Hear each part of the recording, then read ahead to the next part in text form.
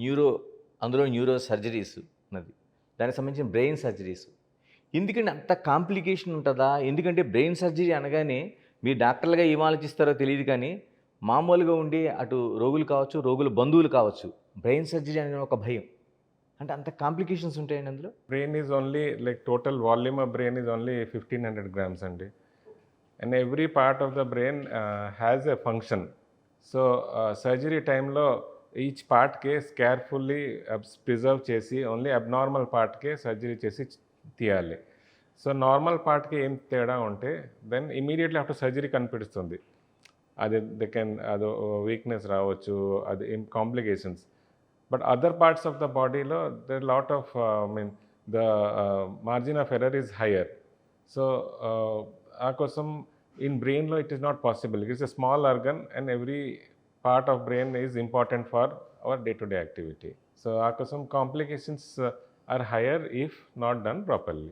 Sir న్యూరోలోన అంటే brain లేకపోతే స్పైన్ తర్వాత లేకపోతే నరాలు వీటికి సంబంధించి ఈ 30 ఇయర్స్ మీ ప్రాక్టీస్లో అంటే ఏమైనా మార్పులు చెందుతున్నాయండి? అంటే రోగాల్లో కానీ ఇటువంటి వాటిలో మీరు గుర్తించిన వాటిలో?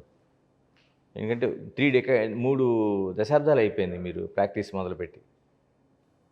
30 ఇయర్స్లో ద డిజీజ్ మీన్స్ 89లో ఐ జాయిన్ న్యూరో సర్జరీ. అప్పుడు న్యూరో సర్జరీ ఉంటే కాంప్లికేషన్ రేట్ వాస్ 10-20%.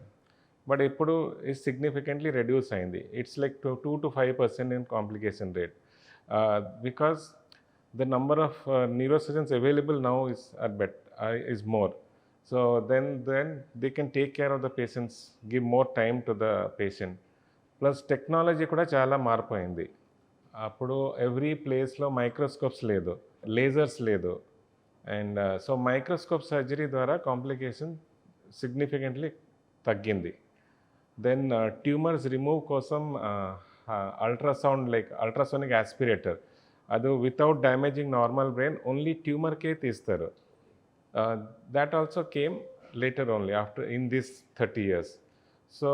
సో సర్జరీలో complication because of microscope, ultrasonic aspirator, drill, laser use చేసి significantly come down.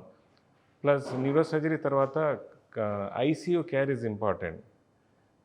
In 30 years now, lot of places good ICU care in different hospitals available only.